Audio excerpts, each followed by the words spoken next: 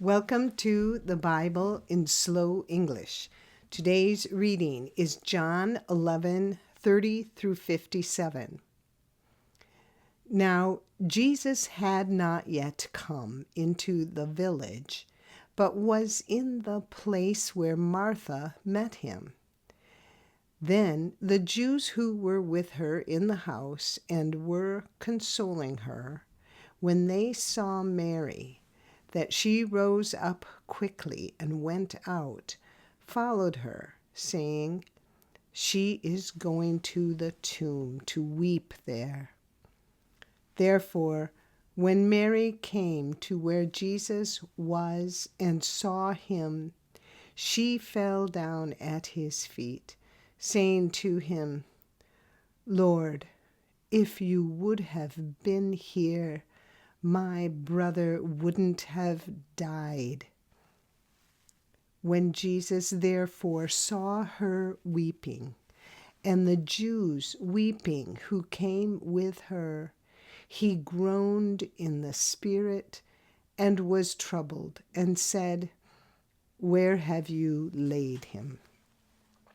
They told him, "Lord, come and see."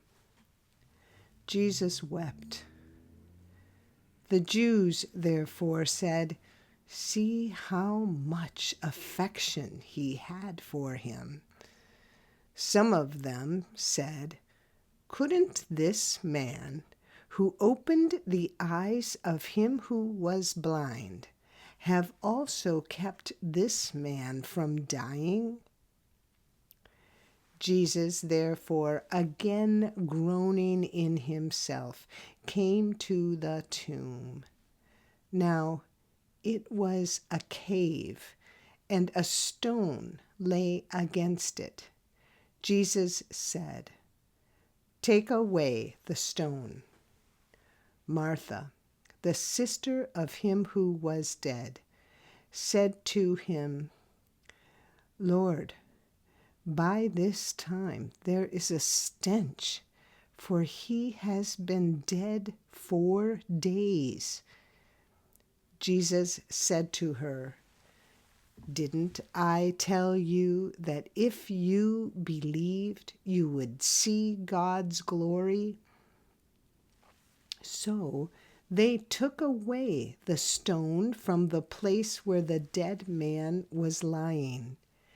Jesus lifted up his eyes and said, "Father, I thank you that you listened to me.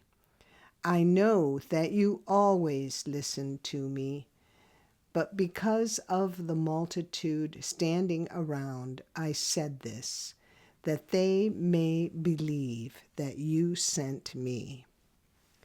When he had said this, he cried with a loud voice, "Lazarus, come out!" He who was dead came out, bound hand and foot with wrappings, and his face was wrapped around with a cloth. Jesus said to them, "Free him and let him go." Therefore, many of the Jews who came to Mary and saw what Jesus did believed in him. But some of them went away to the Pharisees and told them the things which Jesus had done. The chief priests, therefore, and the Pharisees gathered a council and said, "What are we doing? For this man does many signs.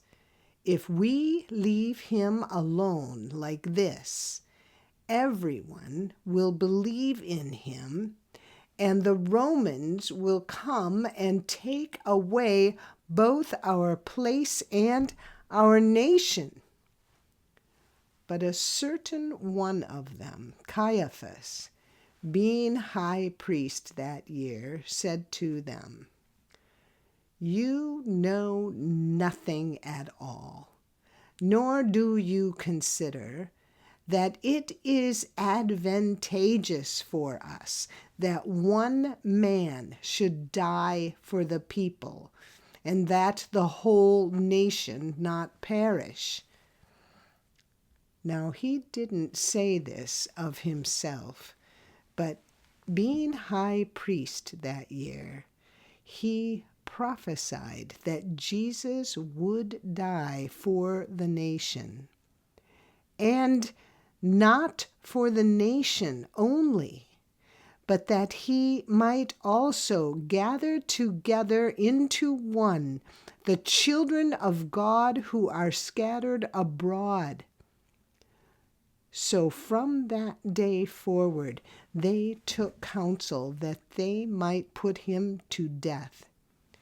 Jesus, therefore, walked no more openly among the Jews, but departed from there into the country near the wilderness, to a city called Ephraim.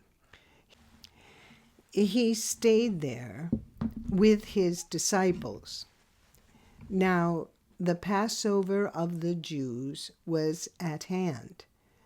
Many went up from the country to Jerusalem before the Passover to purify themselves.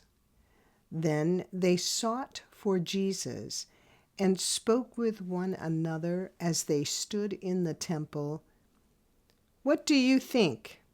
That he isn't coming to the feast at all?"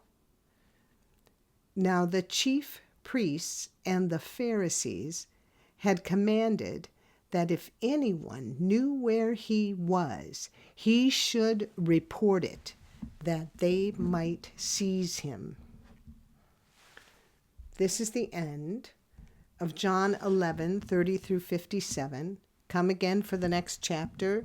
And if you found this podcast interesting or helpful, please like us, subscribe, and share us with your friends. Thank you for listening to the Bible in Slow English. This is Janet Benish, your reader.